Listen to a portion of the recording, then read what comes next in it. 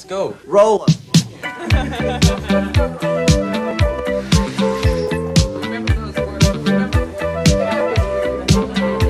¿Qué tal, amigas y amigos? Les habla Mauricio de Medina en un episodio más de Aprende, Ahorra e Invierte. Y hoy tengo como invitado a un especialista en el tema de las inversiones. Me honra recibir a Omar Morales Gómez. ¿Cómo estás, Omar? Muy bien, ¿y tú? También, qué gusto, Mauricio. Gracias por aceptar. Omar Morales actualmente es el director de inversiones del Sistema TEC de Monterrey. Tiene una trayectoria como director de inversiones por varias instituciones. Y bueno, ¿quién mejor que él para hablarnos del entorno económico financiero que estamos viviendo hoy día al cierre del 2024, que ha sido un año espectacular en tema de las inversiones, y nos dé algunas de sus reflexiones, de su conocimiento y tal vez algunas de sus proyecciones, si es que las puede compartir, de qué ve él y su equipo hacia el próximo año y hacia lo que venga. Omar, para empezar, cuéntanos un poquito de tu trayectoria, quién eres, qué es lo que nos tiene hoy aquí. Claro, Mauricio, muchas gracias. Pues ya llevo más de 20 años administrando inversiones de forma profesional en México. Empecé en BBVA administrando portafolios de personas y de instituciones, y empecé en renta fija. Después de ahí me fui a hacer renta variable o equities en Afore Bancomer. Y ahí, pues después en 2013, cuando BBVA decide salir de Latinoamérica con sus fondos de pensiones que tenía en México, Chile, Perú y Colombia, yo paso a la Afore 21 Banorte, que en ese momento la Afore más grande de México, con cerca de 50 mil millones de dólares o 50 billones de dólares. Y ahí estuve hasta 2015, y en 2015 me cambio a Principal como director de inversiones, y ahí estuve 8 años. Y ahora acá en el TEC de Monterrey, administrando un portafolio con la finalidad de generar retorno para cumplir los sueños del instituto, ¿no? Que es tal cual como está estructurado el patrimonio del TEC y lo que hacemos para poder ayudar a que las finanzas de la universidad sean sanas y que podamos crear más. Muy bien, gracias. Sé que tienes una designación muy prestigiada a nivel mundial, es la del CFA. Y quería preguntarte, ¿tú estudiaste finanzas? ¿Qué estudiaste tú? Yo estudié LAF en el TEC y después adquirí esta certificación, que es un proceso largo. La verdad es que es un proceso que dura, en teoría, 3 años, porque puedes presentar o antes, ahora creo que ya cambió, pero antes podías presentar los exámenes al menos 2 y 3 cada año. Y ahora creo que ya después de la pandemia el formato cambió un poco. Pero igual, hay gente que lo pasa la primera y hay gente que lo tiene que hacer varias veces, ¿no? Entonces es una designación que en promedio en el mundo yo creo que estarán pasando 40% en todo el mundo, y pues que en México los últimos números yo creo que ya somos entre unos 200 o 300 CFAs holders en México. Muy bien, te felicito. Gracias. Y quería mencionarlo porque es importante darse cuenta que para invertir de la manera correcta, pues hay que prepararse. No es algo que surja de manera espontánea o que realice yo de manera parcial, con un conocimiento limitado.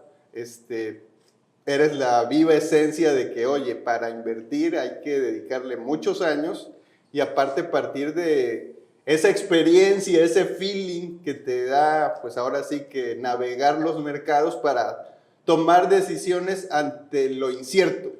Correcto, yo lo tomo como, para invertir hay que tener un proceso y disciplina. Creo que son 2 cosas muy importantes, y sobre todo creo que los inversionistas más exitosos que podemos tomar como referencia, llámese Warren Buffett, Howard Marks, Soros o este tipo de inversionistas que llevan mucho tiempo y que el mercado los reconoce como unas figuras en el mundo de inversiones muy, muy buenas, es porque tienen un proceso y tienen esta disciplina, porque creo que la volatilidad es algo que en el mercado financiero siempre existe y Y creo que la gran ventaja del mercado financiero es que ningún día es igual. O sea, digamos, podría sonar a que los mercados se comportan de formas similares o iguales, pero nunca es por la misma razón, ¿no? O sea, puede ser un evento geopolítico, puede ser un evento natural, un evento económico. O sea, los mercados financieros tienen esa característica de la volatilidad y que tú lo que necesitas tener es esa disciplina y ese proceso para poder estar haciendo y construyendo tu portafolio de inversión. Y sobre todo hay algo que también hay que dominar, que es la parte emocional. Exacto, la parte emocional también. Y ahí lo que me gusta es que, o más bien, parte de este proceso incluye también el entender esos sesgos que tenemos como humanos que nos hacen cambiar la decisión. O sea, es un proceso de toma de decisiones y que al final, si tú eres demasiado emocional, puedes poner en riesgo tu portafolio, toda esta allocation en estos eventos extremos de volatilidad, ¿no? En donde pues podría, porque al final estamos hablando de dinero y entonces a nosotros los humanos tenemos esta disposición que le damos el doble de peso de importancia a las pérdidas que a las ganancias. Entonces, eso en eventos de alta volatilidad o en días de mercados muy negativos, la verdad es que pone a mucha gente muy nerviosa. Es correcto. Una vez escribí que una persona no sabe cuál es su tolerancia al dolor hasta que realmente ve que ve un número negativo en su cartera. Hablando de un dolor financiero, ¿no? Hay otros muchos tipos de dolores, pero a veces sale la cuestión de que no, yo sí tengo tolerancia, yo sí puedo aguantar una minusvalía, pero ya en la práctica a veces no es como en la teoría. Sí, claro, y sobre todo también que o más bien, después de la pandemia, pareciera que estos eventos se repiten de forma más constante, ¿no? Y es algo que también hemos tratado de entender el mundo financiero en cómo cada vez el mundo más relacionado y más, pues sí, tal cual como conectado, pues tiene esos efectos que si algo sucede en Japón, llega hasta México, ¿no? Entonces tenemos esa serie de eventos más frecuentes y que también hacen que volvamos a nuestro proceso y decir, oye, si yo tengo este horizonte de inversión, este perfil de portafolio, tengo que apegarme a este proceso, que es lo que me va a ayudar a navegar esta como tormenta de volatilidad. Es chistoso porque el periodismo financiero y mucha de la literatura financiera hace alusión a estas tormentas, a esta incertidumbre y a cómo tienes que pegarte a tu brújula y que puedas llegar tú a tu destino, que ya sea tu retiro o un ahorro de una meta o algo en específico de forma satisfactoria. Muy bien. Son muchos temas ahorita que se me ocurren que quisiera conocer tu punto de vista, pero quisiera empezar en el Tecnológico, que es una institución educativa que tiene un monto que administrar y que lo maneja tú y tu equipo. ¿Cómo es el día a día de alguien que toma decisiones en términos de inversión? Hablabas de un proceso. ¿Cómo es ese proceso de toma de decisiones? ¿Cómo es el día a día? A veces ven en las películas la raza compra, vende como si fueran billetes de lotería y a veces pues sabemos que es una gestión tal vez más pasiva, la más rentable. ¿Cómo es este proceso? Sí, la verdad es que es muy distinto a lo que estaba acostumbrado. Digamos, en mis empleos anteriores, cuando yo estaba administrando un fondo de inversión o el patrimonio de un fondo soberano, o etcétera, ahí sí, digamos, tenías tú como que estos eventos de revisión de proceso que son los comités de inversiones mensuales, ¿no? Acá es un proceso mucho más de largo plazo, dado que al final la institución educativa tiene un objetivo tal cual de proveer educación y de crear profesionistas. Y financieramente lo que nosotros utilizamos son los recursos que los alumnos pagan tal cual para poder ayudar y hacer el delivery de esa propuesta de forma eficiente, ¿no? Entonces, nuestro portafolio de inversión, sobre todo, pues te imaginarás que está administrado o está compuesto por el flujo, el tema de las becas que tenemos que administrar. Tiene un horizonte de inversión largo. Entonces, lo que nosotros hacemos es tratar de apegar este horizonte de inversión con nuestro objetivo. Entonces, la definición es un objetivo de inversión o un horizonte de inversión largo, y entonces adecuamos un perfil y un proceso de inversión similar, ¿no? Entonces, nuestro día a día, aparte, sí observando los mercados financieros, pero no para tomar decisión en ese día, sino para ver qué podría impactar o qué podría desviarnos de nuestro target o de nuestro objetivo. Que al final nosotros queremos un objetivo ajustado en términos reales, o quiere decir que, al momento de que nosotros estamos ayudándole a un estudiante con una beca, está el impacto de la inflación, y la inflación de la colegiatura suele ser mayor a la inflación general. Entonces, tenemos que cubrir ese gap o ese riesgo en términos de mi retorno financiero tiene que ayudarme a cubrir ese diferencial de inflación, ¿no? Entonces, pues siempre es estar buscando que nos apeguemos en términos de la inversión al objetivo y al horizonte de inversión. Revisamos las variables macroeconómicas, revisamos los mercados financieros, pero no tomamos una decisión en el momento, ¿no? Realmente lo que hacemos es qué impacto tiene. Y lo que hacemos es, pasamos más tiempo en la construcción del portafolio y en modelar el portafolio para ver qué tanto un evento me puede desviar de mi probabilidad de llegar a ese retorno financiero para poder cubrir los gastos o cubrir las necesidades de inversión. Entonces, sí, estamos hablando de, obviamente, tener un objetivo. Correcto. Y lo digo para que la gente que nos vea, nos escuche, lo pueda trasladar a lo que hace si es que está tomando decisiones de inversiones. Una, tener un objetivo que debe tener un monto, que debe tener un rendimiento proyectado, que debe tener una necesidad de liquidez, que es algo que también tienes que observar. La volatilidad, que es producto de cualquier cuestión macroeconómica, que es lo que más impacta en estos portafolios globales que tú manejas, construyes. Y la cuestión de estar al día, empapándose de lo que pueda ocurrir. Pero mencionaste que la visión es largo plazo, y quisiera que definieras, yo sé que los libros dicen una cosa, pero yo sé que también a veces al reportar a estos resultados a un comité también pueden representar otra cosa. Sí. Uno puede decir esto es corto, esto es mediano, esto es largo plazo. Me gustaría conocer tu definición de corto, mediano y largo plazo. Es que ahí depende de tu objetivo de inversión. O sea, como yo lo veo o más bien, en eso que mencionabas de qué necesita tener una persona para construir su portafolio, se resume en la política de inversión. Y en la política de inversión lo que vas a tener son el objetivo, el horizonte, las restricciones, los límites por clase de activo. Y ese documento es el que cada uno deberíamos de tener siempre para revisar antes de revisar nuestro rendimiento, deberíamos de revisar cómo está nuestro portafolio apegado a esa política de inversión. Y en esa política de inversión lo que vas a poder hacer va a ser la definición de tu horizonte sí, tu horizonte de inversión. Porque dependiendo de las situaciones y las condiciones, el horizonte, o más bien eso que me mencionabas de corto, mediano y largo plazo, cambia, ¿no?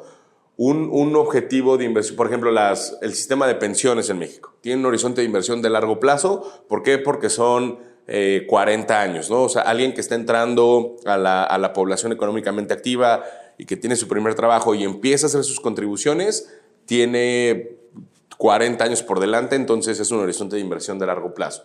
Los fondos soberanos o los fondos de los países que ayudan también con temas sociales, horizonte de inversión de largo plazo. Pero ese es muy largo plazo, ¿no? O sea, 40 años, 20 años, etc. Un horizonte de inversión de largo plazo para una persona física o un patrimonio podrían ser 10 años. O sea, 10 años es largo plazo porque estoy ligando a una meta en específico ese horizonte de inversión. Podrías tener un horizonte de inversión de largo plazo de 20 años si lo que tú dices es, oye, esto es, por ejemplo, el caso de muchos patrimonios familiares o estos recursos de family offices. La idea es que que este patrimonio perdure múltiples generaciones, ¿no? Entonces, ahí también es largo plazo. Tienes entre 20 y 30 años. Mediano plazo, yo creo que estamos entre 5 y 10, o sea, de 5 a 7. Y corto plazo, o sea, menos de 5, todo lo que tengas ahí, ¿no? Entonces, creo que más bien, como yo lo veo, la forma de pensar en el plazo o en tu horizonte de inversión es alineado a tu objetivo o a esta meta que tú tienes. Porque estarás de acuerdo en que dependiendo el plazo, también está en función de los instrumentos que vas a incorporar en la mezcla del portafolio.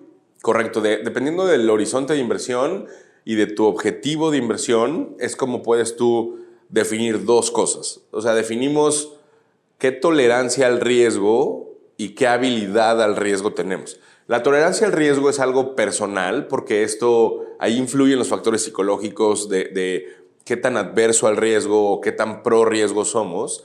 Y la habilidad para tomar el riesgo, esto está definido más bien por las características que tenemos como individuos. El tema, me refiero como individuos de, oye, ¿cuántos años tengo? ¿Y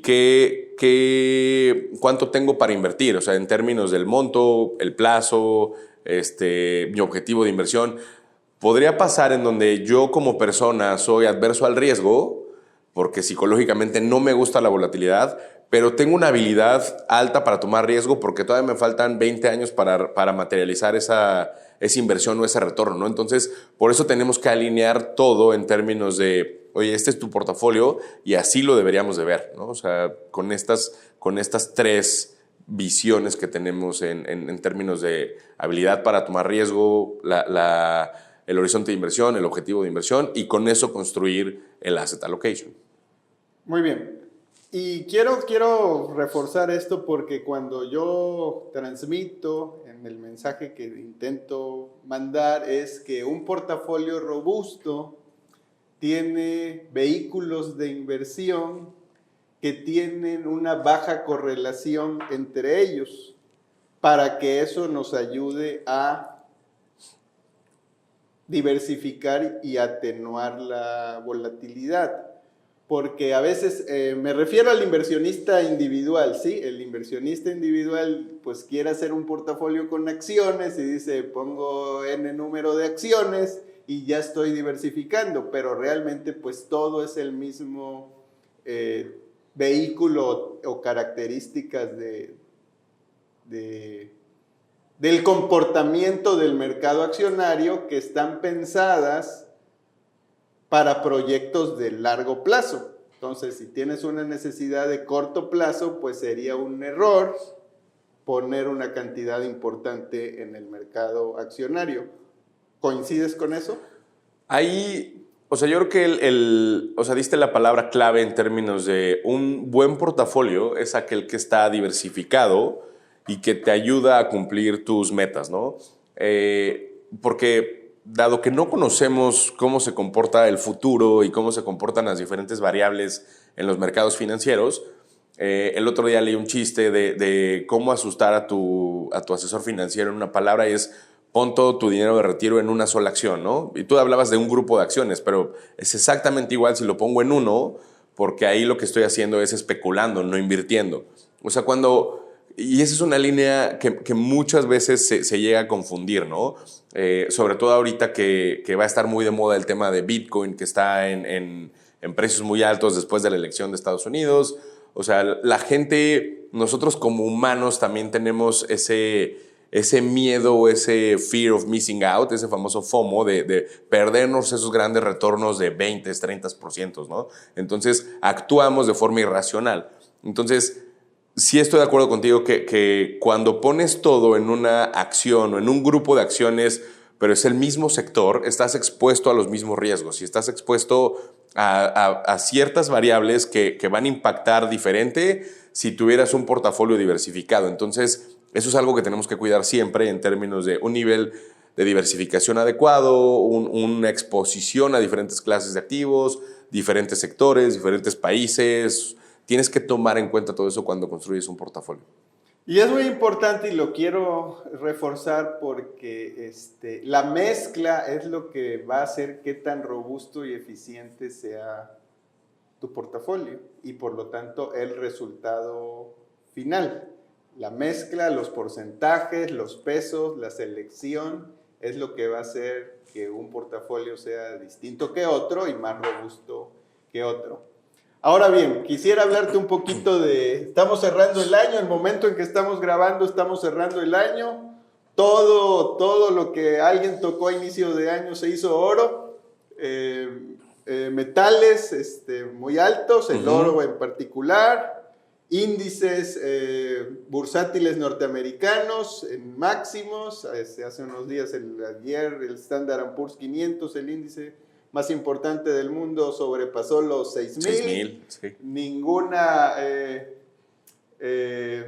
institución que se dedicara a proyectar lo puso en 6,000 a inicio de año. Sí, ¿no? El dólar con un repunte importante, ¿sí? De abril a la fecha, marzo a la fecha, ya supera los 20 pesos por dólar. CETES se mantuvieron arriba del 10% tasa nominal. Las fibras también teniendo un rebote importante, sobre todo los REITs en Estados Unidos. Correcto. El Bitcoin superando los 85,000 dólares, wow. Entonces eso hace que muchas personas, pues a lo mejor en ese fear of missing out, decidan poner parte de su ingreso en alguno de estos vehículos, porque la gente se queda con la impresión de que esto podría continuar o repetirse. Y quisiera yo que nos remontáramos un poquito a inicio de año de cuál era la sensación y cómo veías tú el entorno en ese momento, hace un año. Sí. Hace un año creo que veníamos de... Lo que pasa es que creo que hay que ver este periodo en 3 años, no solo en uno, porque venimos de periodos que veníamos de mucho exceso de liquidez, veníamos de la pandemia, mucho estímulo, después 2022, la peor caída, 2022 el año en donde ningún activo financiero tuvo retorno positivo, y 2023 lo que teníamos era esta expectativa de que la Reserva Federal iba a cortar 7 veces las tasas, ¿no? Entonces venimos de eventos que han sido extremos en términos de la expectativa y que te llevan a pensar que algunos eventos podrían pasar, ¿no? Me acuerdo haber leído mucho entre 2022 y 2023 que probablemente la recesión en 2023, no llegó la recesión. Bueno, entonces 2024 tampoco llegó la recesión. Y entonces quien estaba esperando ese tipo como de resultado, de evento, probablemente pudo haber desinvertido algo de renta variable para invertir algo en tasas, que es una decisión que si tú tienes una recesión puede ser una decisión buena en términos del resultado porque proteges tu portafolio de la volatilidad, pero no sucedió, ¿no? Y lo que dices, hemos tenido una economía global que a pesar de los eventos geopolíticos que hemos visto, pareciera que sigue bien, ¿no? Estados Unidos creciendo bien, China, que era el famoso elefante en el cuarto, pues si bien la economía ha estado un poco débil, los estímulos que han dado y el evento ha sido muy aislado ahí en China, y los inversionistas a nivel global parece que han estado muy cómodos con la economía americana y las acciones americanas, pues ha hecho que veamos estos retornos, ¿no? Yo creo que nadie veía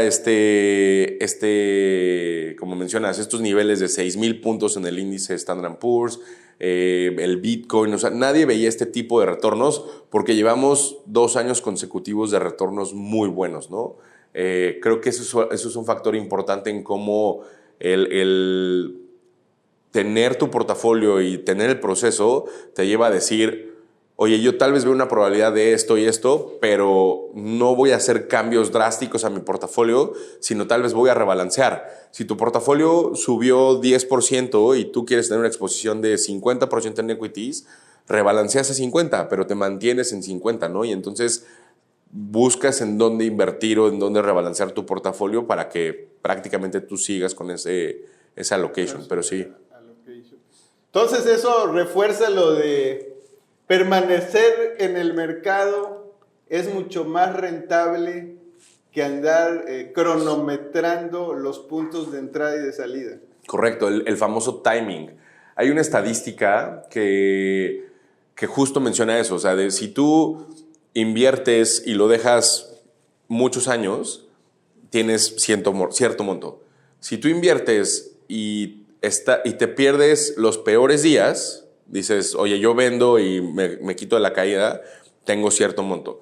Pero si te pierdes los mejores días, estás por debajo de las 3, ¿no? Entonces, si tú llegas a perderte buenos días como esta semana que el Standard & Poor's o que algunas acciones subieron 5%, 13% y no estás presente, tu portafolio sí puede tener un impacto cuando ya lo evalúas en 10, 15, 20 años, ¿no? Es bien importante. Sí. Quería preguntarte tu opinión porque me he topado recientemente de personas que invierten en plataformas que mencionan que hacen trading, las plataformas, y que eso les trae un rendimiento constante y muy alto.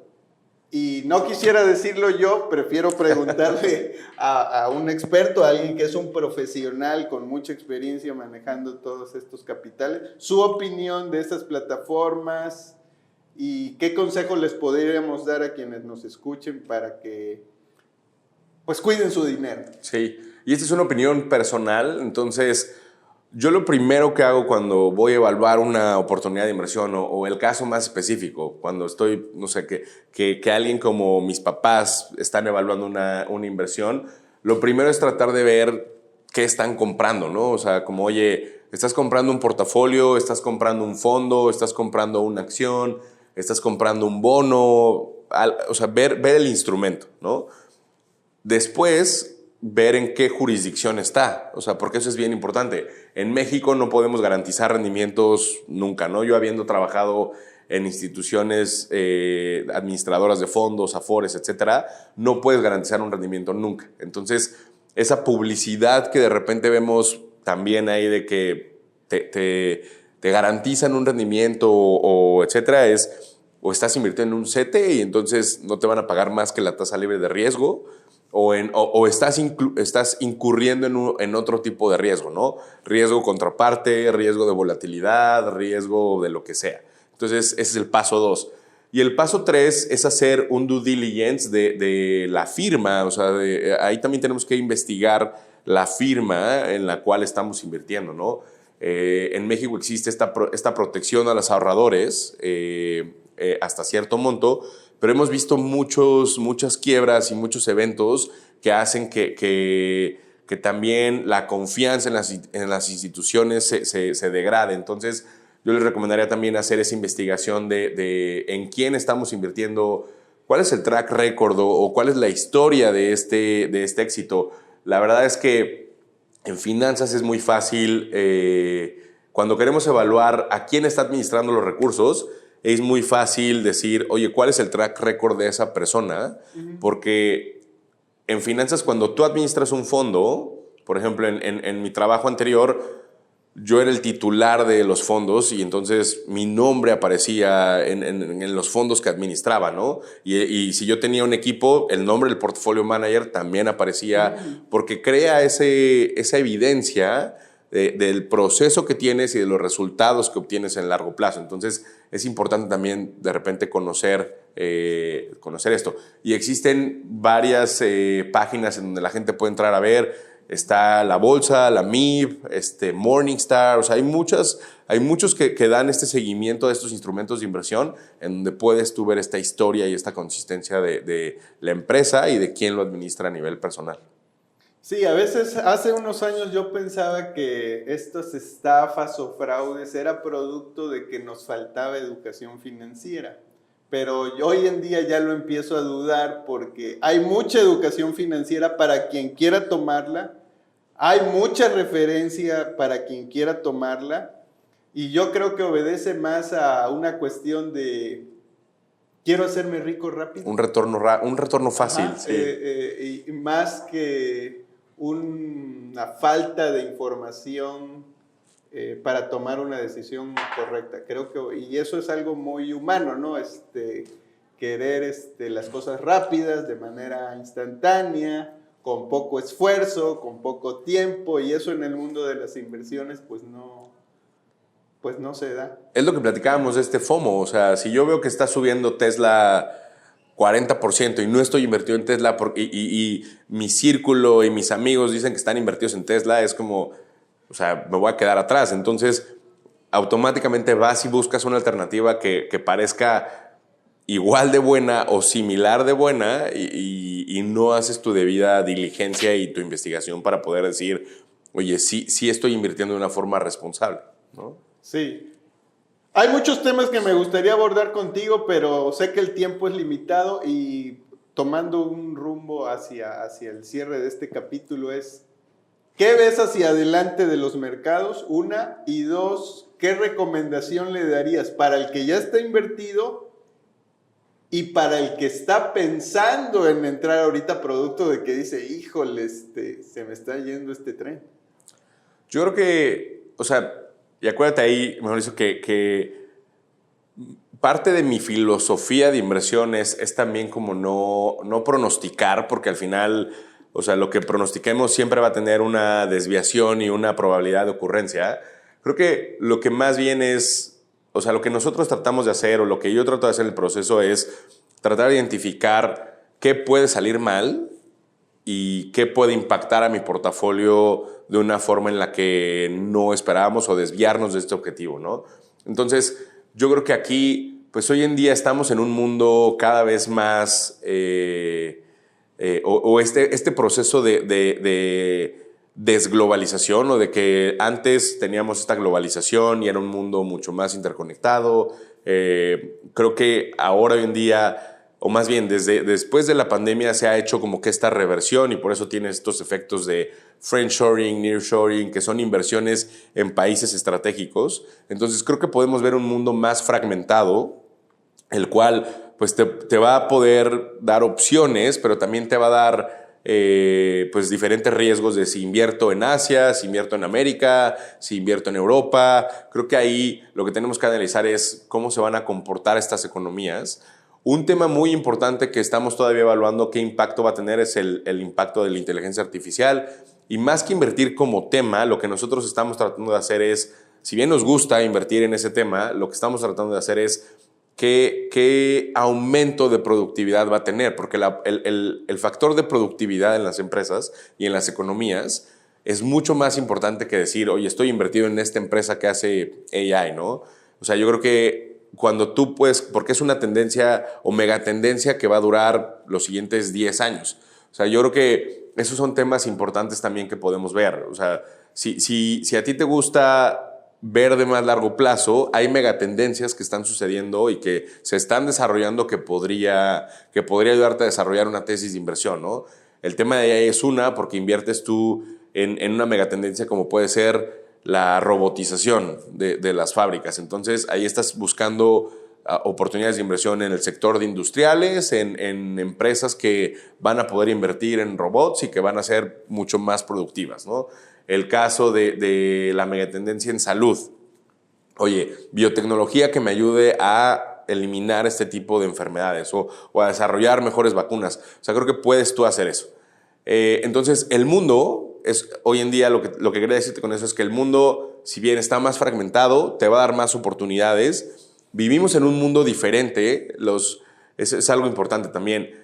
En los últimos 10 años no habíamos tenido un mundo otra vez con tasas altas, entonces podría parecer que muchas de las inversiones son diferentes a las que eran hace 10 años, y eso es verdad, porque el costo de capital es más caro, las tasas de interés y la inflación son más altas, entonces los perfiles de riesgo de los activos cambiaron. Entonces creo que va a ser un mundo en donde, si bien tenemos crecimiento de utilidades, tenemos productividad, tenemos regiones que están comportando bien en términos económicos, podríamos ver buenos activos financieros o los activos financieros en esas regiones comportarse de forma adecuada.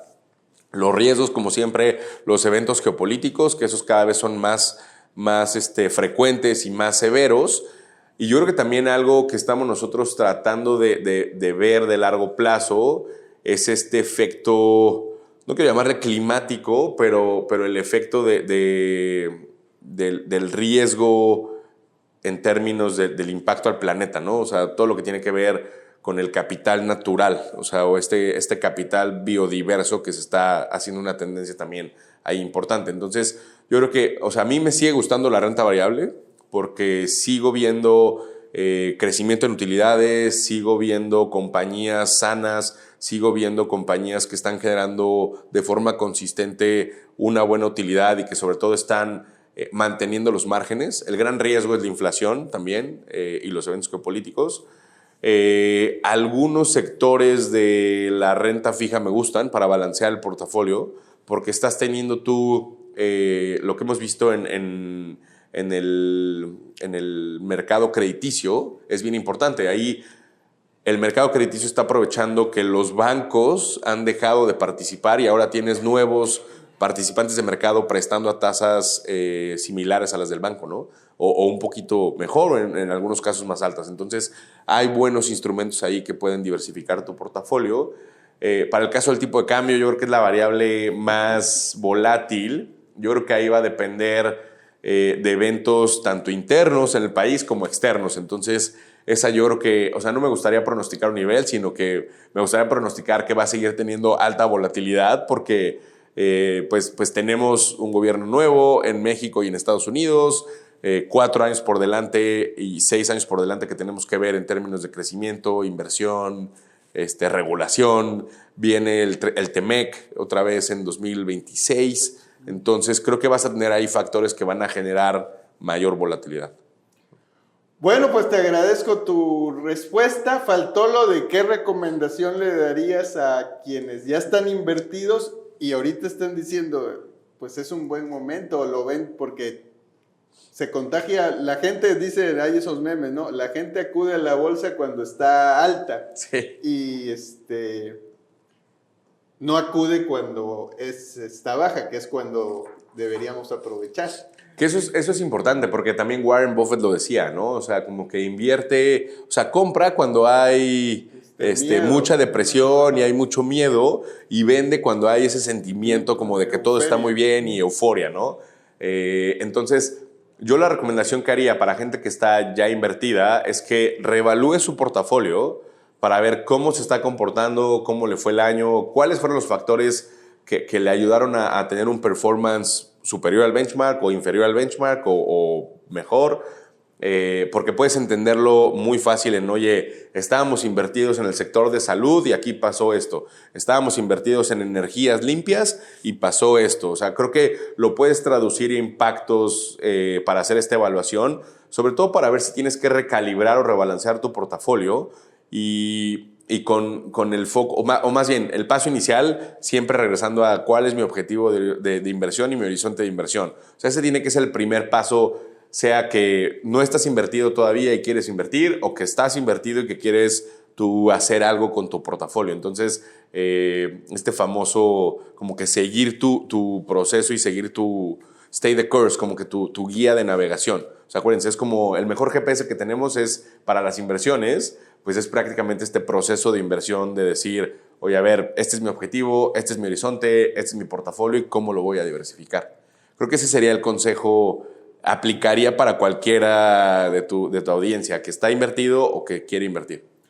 Pues gracias, Omar. Sé que podríamos continuar hablando de esto pues varias horas. Ojalá y en un próximo episodio nos puedas acompañar para seguir aprendiendo junto contigo. Sí, muchas gracias, Mauricio. Gracias, Mauricio. Gracias por la invitación.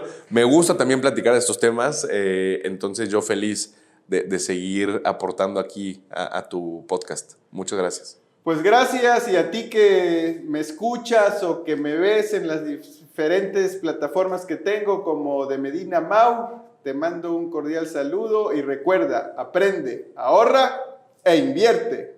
Gracias por ver este video. Recuerda que tengo uno nuevo cada semana. Tu participación es muy importante, así que comenta, dale me gusta y comparte. Y si no te has suscrito, es un buen momento para hacerlo. Si quieres profundizar sobre finanzas personales e inversiones, visita mi sitio mauriciodemedina.com. Nos vemos en el siguiente video. Aprende, ahorra e invierte.